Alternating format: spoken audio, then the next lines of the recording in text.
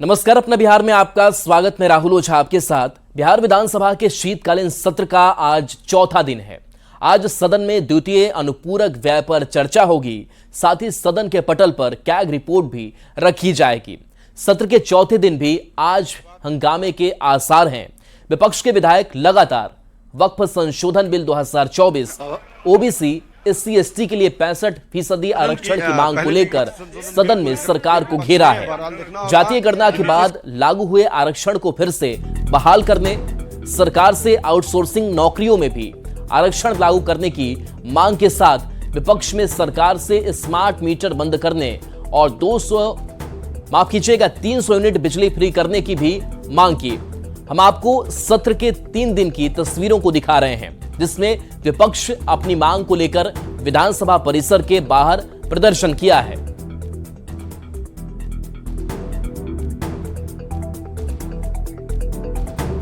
तो बिहार विधानसभा सत्र में विपक्ष ने 65% आरक्षण को संविधान की नवी अनुसूची में शामिल करने की मांग को लेकर हंगामा किया है। आज आरक्षण को लेकर आरजेडी का राज्यव्यापी धरना प्रदर्शन है। पटना में आरजेडी ऑफिस से लेकर बिहार के सभी प्रखंड कार्यालय पर कार्यकर्ता धरना प्रदर्शन देंगे। आरजेडी के मुख्य प्रवक्ता शक्ति यादव ने कहा कि आरक्षण को लेकर सड़क से लेकर सदन तक आंदोलन जारी रहेगा। विरोध में खड़ा रहती है। मैं जानता हूं ये वो लोग हैं जो लोग कर्पूरी ठाकुर जी के आरक्षण के खिलाफ लेख लिखने वाले लोग हैं, लेकिन राष्ट्रीय जनता दल राज्यव्यापी धरना आज दे रही है और पूरी मजबूती के साथ सड़क से लेकर सदन तक हम लड़ाई लड़ेंगे, अंजाम तक पहुंचाएंगे। ये बात भूलना मत। कदाचित आप लोग भूल जाते हो, आरक्षण बिहार के अंदर में आदरणीय लालू यादव ने, रबड़ी जी ने सीमा पिछड़ों का बढ़ाई है। आरक्षण पर आरजेडी के धरना प्रदर्शन पर बीजेपी प्रवक्ता प्रभाकर मिश्रा ने तंज कसा है। प्रभाकर मिश्रा ने कहा कि आरजेडी की राजनीति का आधार झूठ और फरेब है। आरक्षण के मुद्दे पर जनता को गुमराह करना है। राजद की राजनीति का आधार झूठ और छलावा है। ये लोग भरपेट बिरयानी खाकर भुखमरी पर भाषण देने वाले लोग हैं। इनकी कथनी और करनी में कोई सामंजस्य नहीं है। राजद के लिए आरक्षण कोई जनहित का विषय नहीं है, बल्कि आरक्षण को लेके पूरी तरह से राजनीतिक स्वार्थ के लिए इस्तेमाल करना चाहते हैं। इनका असली मकसद आरक्षण के दायरे को बढ़ाना नहीं, बल्कि आरक्षण के मसले पर लोगों को गुमराह करना। आरक्षण को लेकर आज आरजेडी नेता सभी मुख्यालय पर धरना देंगे। इस पर मंत्री हरीश सहनी ने आरजेडी को आड़े हाथ लिया।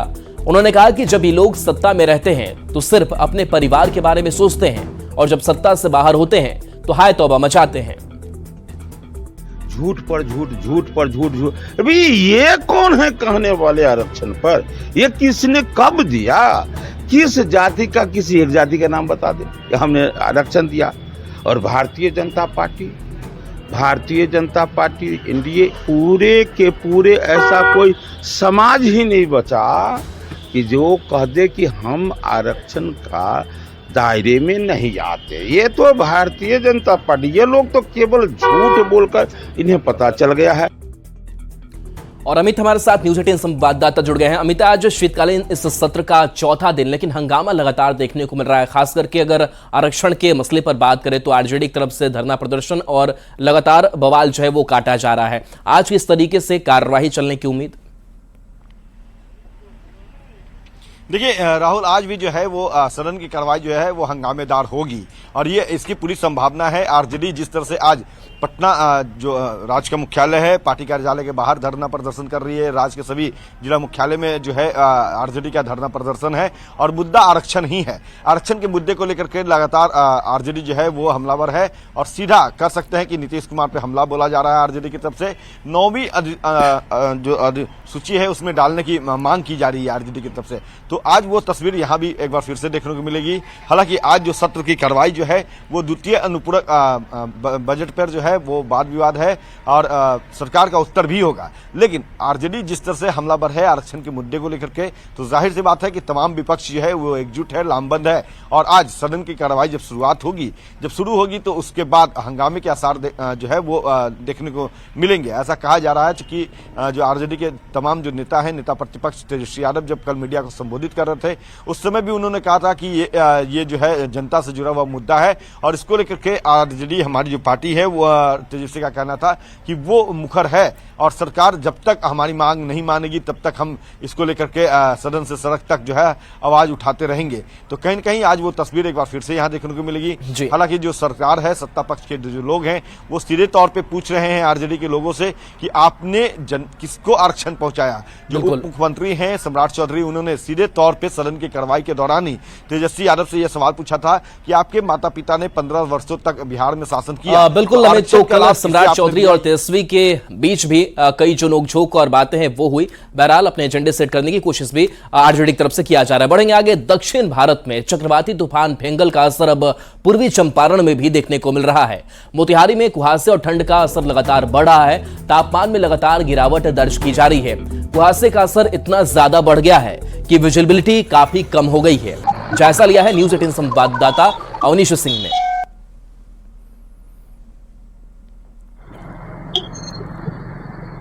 दक्षिण भारत में चक्रवाती तूफान फेंगल का असर अब पूर्वी चंपारण में भी देखने को मिल रहा है। देखिए, जो तस्वीर आपको दिखा रहा है ये पूर्वी चंपारण की तस्वीर है और कुहासा और ठंड लगातार बढ़ रहा है। कुहासे का प्रभाव जो है सड़कों पे दिख रहा है। देखिए, अमूमन जो है गाड़ियां जो है वो रेंग रेंग के चल रही है। गाड़ियों को लाइट जलाकर चलाना उनकी मजबूरी हो गई है क्योंकि विजिबिलिटी जो है वो लगातार कम हो रही है। और न्यूनतम जो तापमान है वो मोतिहारी का जो है वो 16 डिग्री सेंटीग्रेड है और जो AQI जो लेवल है वो जो है इंडेक्स जो है वो 261 है। तो वैसी स्थिति में खासतौर पर जो पूर्वी चंपारण जिले का जो शहरी इलाका है, ग्रामीण इलाका है, वहां पर कुहासे का असर साफ तौर पे दिख रहा है। यातायात पूरी तरह से प्रभावित हो रही है। कल कई घटनाएं भी घटी है और वैसी स्थिति में जो मौसम विभाग ने जो अनुमान लगाया है कि अगले कुछ दिनों तक ठंड का असर और दिखेगा, तो वो दिख भी रहा है। न्यूनतम तापमान में लगातार गिरावट दर्ज की जा रही है और खासतौर पर कुहासे का असर है। जो गाड़ियों के रफ्तार पर कुहासे ने ब्रेक लगा दी है और 10-20 फीट भी की दूरी भी जो है वो नहीं दिख पा रही है। तो देखिए, जो तस्वीर है वो तस्वीर ये बयां कर रही है कि पूर्वी चंपारण में भी जो दक्षिण भारत में जो चक्रवाती तूफान है फेंगल, उसका असर पूर्वी चंपारण में देखने को मिल रहा है और कुहासे ठंड ने लोगों के जनजीवन को पूरी तरह से प्रभावित किया है। अवनीश कुमार, न्यूज 18 पूर्वी चंपारण। और देखिए, समस्तीपुर में मौसम में लगातार तेजी से बदलाव देखने को मिल रहा है। कुहासे और ठंड से लगातार बढ़ोतरी हो रही है। आज के मौसम की बात करें तो सुबह से ही घना कुहासा छाया हुआ है। सड़कों पर कम विजिबिलिटी होने के कारण वाहनों की रफ्तार पर ब्रेक सी लगी हुई है। डॉक्टर राजेंद्र प्रसाद केंद्रीय कृषि विश्वविद्यालय मौसम विभाग की माने तो आने वाले समय में मौसम में और भी तेजी से बदलाव होने वाले हैं। समस्तीपुर के बदलते मौसम के बारे में जानकारी दे रहे हैं न्यूज 18 संवाददाता मुकेश कुमार। मौसम में बड़ा ही तेजी के साथ बदलाव हो रहा है। लगातार ठंड में बढ़ोतरी हो रही है, वैसे ही अब लगातार कुहासे में भी वृद्धि हो रही है। और आज के मौसम की स्थिति देखिए, समस्तीपुर का ये मुख्य सड़क है, समस्तीपुर पटना मुख्य मार्ग है और ये तस्वीर औद्योगिक क्षेत्र हरपुर एलोथ के निकट की है, जहाँ पे सड़कों पे काफ़ी कम विजिबिलिटी देखने को मिल रही है और जिसके कारण वाहन चालकों को काफ़ी परेशानियों का सामना करना पड़ रहा है और काफ़ी घना कुहासा सड़कों पे है। और तस्वीर देखिए, जो वाहन आ रहे हैं ठीक ढंग से सड़क पर वो दिख भी नहीं रहे हैं और काफ़ी परेशानियों का सामना उन्हें करना पड़ रहा है। और ये तमाम लोग जो जिन्हें ज़रूरी है वो निकल रहे हैं इस वक्त। और डॉक्टर राजेंद्र प्रसाद केंद्रीय कृषि विश्वविद्यालय के मौसम विभाग की माने तो अब मौसम में और भी परिवर्तन देखने को मिलेगा। इस दौरान ठंड में इजाफा होगी और कुहासा भी बढ़ेंगे। न्यूनतम तापमान की बात करें तो 12 से 13 डिग्री सेल्सियस के बीच रहने की बात मौसम विभाग के द्वारा कही गई है। इस दौरान जो पछिया हवा है वो 5 से 7 किलोमीटर प्रति घंटा की रफ्तार से चलेंगे। ये जानकारी मौसम विभाग केंद्रीय कृषि विश्वविद्यालय पूसा के द्वारा दी गई है। तो आने वाले समय में भी कुहासा लोगों को परेशान करने वाली है। Mukesh Kumar, news 18 network, Samastipur. कोहरे का असर रेल परिचालन पर भी देखने को मिल रहा है। मालदा पटना एक्सप्रेस, नई दिल्ली भागलपुर एक्सप्रेस, खातीपुरा आसनसोल एक्सप्रेस के साथ साथ आनंद विहार, तेजस राजधानी एक्सप्रेस सहित कई ट्रेन 1 घंटे से लेकर 10 घंटे तक विलंब से चल रही हैं। पटना जंक्शन से जानकारी दे रहे हैं न्यूज 18 संवाददाता अमित कुमार। कोहरे का असर जो है वो ट्रेन के परिचालन पे भी पड़ने लगा है और देख सकते हैं यहाँ पे जो मालदा पटना एक्सप्रेस है वो 70 मिनट लेट चल रही है। नई दिल्ली भागलपुर स्पेशल जो ट्रेन है वो 10 घंटे से लेट चल रही है। और इधर हम बात करें कि खातीपुरा आसनसोल स्पेशल ट्रेन जो है वो 8 घंटे लेट से चल रही है। और इसी तरह अगर हम बात करें यहाँ पे देखिए आप आनंद विहार अगरतला तेजस राजधानी जो है वो भी 40 मिनट लेट से चली है। राजधानी एक्सप्रेस जो है वो अमूमन समय पे चलती है, लेकिन यहाँ तेजस राजधानी जो है वो 40 मिनट लेट से चल रही है। दुर्ग आरा साउथ बिहार एक्सप्रेस जो है वो भी 3 घंटे लेट से चल रही है। तो कह सकते हैं कि जो कोहरे का असर है वो भारतीय रेल के परिचालन पे भी पड़ा है और कई ट्रेनें जो है वो रफ्तार उसकी कम हुई है और ट्रेनों का परिचालन जो है वो विलम्ब से हो रहा है। इस कारण से यात्रियों को खासी परेशानी हो रही है। हालांकि जो भारतीय रेल है उसकी तरफ से लगातार ये कोशिश किया जाता है और दावा किया जा रहा है कि ट्रेनों के को ससमय परिचालन करवाया जाए, लेकिन फिर भी जो कोहरे का कहर है वो भारतीय ट्रेन के परिचालन पर देखने को मिल रहा है। कैमरा पर्सन अजय दुबे के साथ अमित कुमार, न्यूज 18 पटना। और इस वक्त की बड़ी खबर बताने जा रहे हैं। एनआईए की बड़ी कार्रवाई हुई है। 6 राज्य में सर्च ऑपरेशन चलाया जा रहा है। 22 ठिकाने पर यह सर्च ऑपरेशन एनआईए की तरफ से जारी है। मानव तस्करी से जुड़ा हुआ यह पूरा मामला है। इसके साथ साथ नौकरी दिलाने के नाम पर ठगी की गई और इसी मामले को लेकर के यह एक्शन देखने को मिल रहा है। विदेश में नौकरी दिलाने के नाम पर रुपए ठगे गए। कॉल सेंटर के जरिए यह रैकेट चल रहा है। बिहार, हरियाणा, पंजाब के लोग इसके शिकार हो चुके हैं और इसी मामले में एनआईए की यह बड़ी कार्रवाई।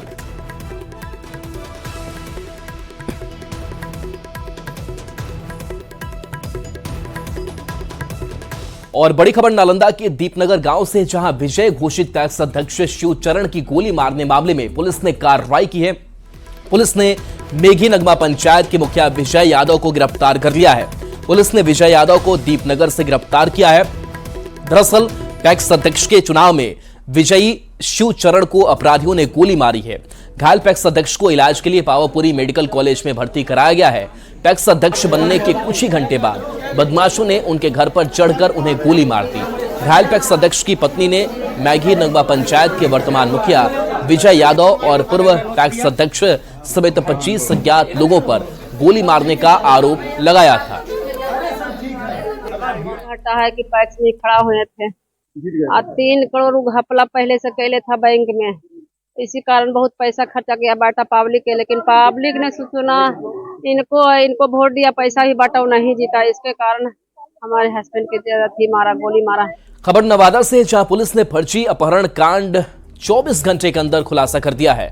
पुलिस ने मामले से जुड़े 3 लोगों को गिरफ्तार किया है। एसपी के मुताबिक उन्होंने 25 नवंबर 2024 को कौवाकोल थाने में अपहरण की सूचना मिली थी, जिसके बाद पुलिस ने लिखित आवेदन के आधार पर एफआईआर दर्ज कर मामले की जांच की और एसआईटी ने घटनास्थल पर पहुंचकर गहनता से निरीक्षण किया। पुलिस ने घटना में शामिल आरोपी मनीष कुमार को गिरफ्तार किया और पूछताछ के दौरान उसने अपना गुनाह कबूल लिया। पुलिस फिलहाल एक फरार आरोपी की गिरफ्तारी के लिए छापेमारी कर रही है। मनीष कुमार है, उनको थाना पे पूछताछ के लिए लाया गया। पूछताछ के क्रम में उनने जो है वो अपराध कबूल किया और उन्होंने बताया कि जो इस कांड में अपहृत व्यक्ति हैं, जो सुजीत कुमार हैं, उनके मामा लगते हैं और उन्हीं के द्वारा एक जो है वो सोची समझी साजिश के तहत ये अपहरण की जो है वो झूठा केस दर्ज कराया गया है और उन्हीं के निशानदेही पे जो है वो सुजीत कुमार को बरामद किया गया। साथ साथ एक और अभियुक्त इसमें राजेश कुमार को पकड़ा गया और एक और अभियुक्त अभी इसमें जो चौथे अभियुक्त हैं चंदन कुमार, जो भी फरार चल रहे हैं, उनकी गिरफ्तारी भी जल्दी जो है वो की जाएगी और एक अच्छी उपलब्धि ये कौवाकोल थाने द्वारा की गई। और भागलपुर से इस बीच बड़ी खबर है, जहां प्रेम जाल में फंसाकर धर्म परिवर्तन का मामला सामने आया। हिंदू लड़की का धर्म परिवर्तन कराया गया। मोमिन टोला के मोहम्मद इमरान पर यह आरोप लगा, जहां प्रेम जाल में फंसाकर शादी रचाने और मारपीट का आरोप लगाया गया।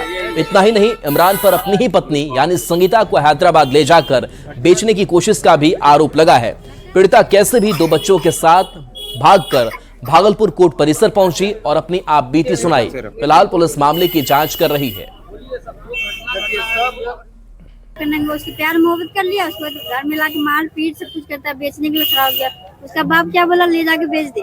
और वो बेचने लगा, तो मैं वहाँ से भाग गई। उसकी ननद, इसकी बहन की बस, लड़के की, उसमें भी उसको चैन नहीं। क्या बोलता है, तुम तो मेरे घर में, मेरी बहन के पास है, भाग मेरे घर से, निकल जा मेरे घर से। लड़का का पिता आपके साथ जबरदस्ती संबंध बनाना चाह रहा था? हाँ, बोल रहा था। यही भागलपुर का लड़का बहला फुसला के ले गया, नासिक में शादी कर लिया। और शादी करने के बाद इसको कुछ दिन से ही टॉर्चर करने लगा और इसके पास तरह तरह का प्रताड़ना देने लगा। उसके बाद ही इधर उधर भटकती रही, दिल्ली में कहीं मेरठ में रहती। आवेदन है, ये हबीबपुर का मामला है। इसमें भी हबीबपुर पुलिस, अभी कल ही ये आवेदन प्राप्त हुआ है, तो इसमें हबीबपुर पुलिस जांच कर रही है और जांच के आधार पर जो भी तथ्य सामने आएंगे उसके आधार पर कानूनी कार्रवाई की जाएगी। और देखिए, इस घटना के बाद कई सवाल भी हैं और ऐसे में सवाल न्यूज़ 18 के कि आरोपी पर कार्रवाई कब तक होगी, और सवाल यह भी है कि पीड़ित को इंसाफ कब मिलेगा, और सवाल ये कि जबरन धर्मांतरण के खिलाफ सख्त कानून आखिर क्यों नहीं। बढ़ेंगे आगे। बिहार की हवा लगातार जहरीली बनी हुई है। राजधानी पटना के साथ दूसरे जिलों की हवा भी सांस लेने लायक नहीं है। AQI लेवल खतरे के निशान से काफी ऊपर है। पटना पॉल्यूशन कंट्रोल बोर्ड से जानकारी दे रहे हैं संवाददाता अमित कुमार। बिहार की हवा लगातार जहरीली होती जा रही है। बात पटना की करें या दूसरे जिलों की करें, सभी जगहों पे जो AQI लेवल है वो खतरे के निशान से काफी ऊपर गया है। बताते चले कि पटना का जो AQI लेवल है वो 210 है, गया का AQI लेवल 200, औरंगाबाद का 174, नालंदा का जो AQI लेवल जो है वो सर्वाधिक यानी कि सबसे अधिक है 230 है, हाजीपुर का 205, छपरा का 210, मुजफ्फरपुर का 174, दरभंगा का 175, सीतामढ़ी का 185, अररिया का 160, पूर्णिया का 122, भागलपुर का जो है AQI लेवल वो 220 है और बेगूसराय का AQI लेवल जो है वो 176 है। तो देख सकते हैं इस रिकॉर्ड के मुताबिक जो Bihar state pollution control board की तरफ से जारी किया गया है, इसके रिकॉर्ड के मुताबिक जो है वो आज सबसे अधिक जो पॉल्यूशन है वो नालंदा में है, 230 है। और कहीं न कहीं कह सकते हैं कि जो बिहार की हवा जो है वो लगातार जहरीली होती जा रही है।